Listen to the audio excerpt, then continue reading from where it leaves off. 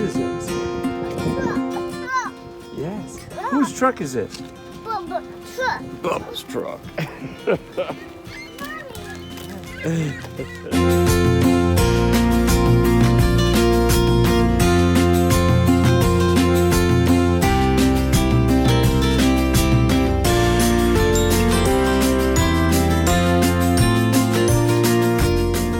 Well, hey everybody, Captain Dave Schneider, It's a Guide's Life, coming to you from the highway. That's right, that tremor in the force you feel, that's me. I'm coming back to Florida. Listen, got everything packed up, stacked up, locked up, jacked up, messed up, fouled up, filled up, and we're on our way. We expect to be in the country by probably Wednesday afternoon. I would say afternoon, Wednesday. It was a great trip. You know, shout out to Lawrence and Chris. Hey guys, and the ladies, of course, Caitlin and I want to say Jessica, but it might be Jennifer. Don't quote me. Don't be mad either. Anyway, just finished up with a great trip with Kelly. Shout out to Kelly. Her and I had a great time. She caught some really nice fish, of course. And so you'll be seeing some pictures, and I got a little bit of video of that as well. But we're on our way back. Guys, real quick thing. You know, one of the things that when I was doing all that fishing and catching those giant smallmouth bass and whatnot, God almighty, those things are so hard on your hands when you're trying to get them out of a live well. You know, you catch a really nice one, you put it in the live well. You know, there's something to be said for, look at my hair here. Anyway, there's something to be said for, you know, taking a fish, especially a schooling fish like a smallmouth, and going ahead and put it in the live well so that, you know, it doesn't spook the school, especially if you catch one and you bring it up and bless God, there's three more with him or her or whatever. You know, you can, you know, it's easy, you know, it's easy to spook the school. So you put the fish in the live well, give it a little boat ride. A lot of times you'll catch more fish. And this is something that fishermen have known for a long time.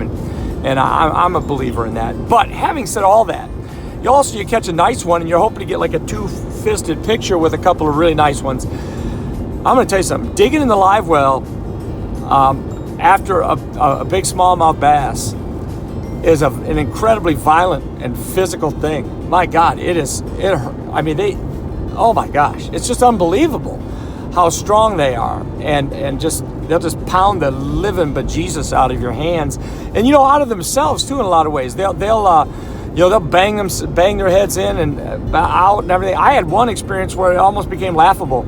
You really I couldn't get a hold of the fish, and it was a big fish. It was just like trying to grab a stick of dynamite that was exploding with porcupine quills all over it, because it seemed like I got the cracks and bumps and scratches to prove it. Boo-hoo, I know it's a terrible problem to have, but you know what? I was walking through Cabela's today down in Dundee, and I saw something and went, that's genius. And it's right here. Let me empty it out here. Right here. See this? Freybill. God bless the Freybill people.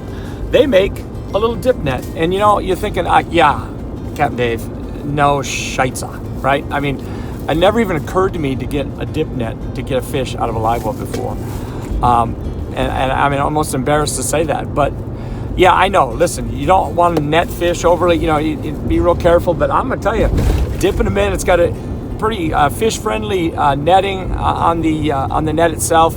I paid $14 for this thing, and I'm telling you, I would have probably paid $50 for it after the last 2 weeks I've had trying to dig these fish out. And I'm going to, of course, use it in Cluiston and use it on the largemouth as well. Sometimes it's hard to get a hold of a fish, and it's not great for them to be banging around and going through all that.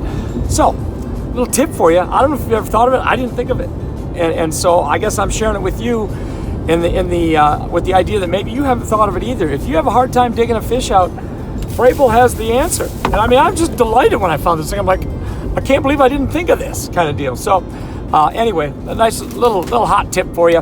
Pulling into the rest stop right now. My wife is just ahead of me here, and she pulled the plug and said, let's get some rest. And so that's exactly what we're going to do. Captain Dave Schneider, It's a Guide's Life. I'm coming back to you.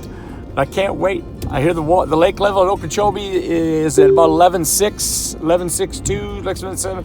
But I also heard there's some issues with some algae bloom. So I'll get you up to speed and we'll figure all that stuff out. Continue Dave, straight for 1 hour apparently we're and going to 12 continue minutes for to straight. I-71 South, I-75 South, Louisville, There you go. Lexington. There you go. So apparently my navigation just chimed in there too. Captain Dave.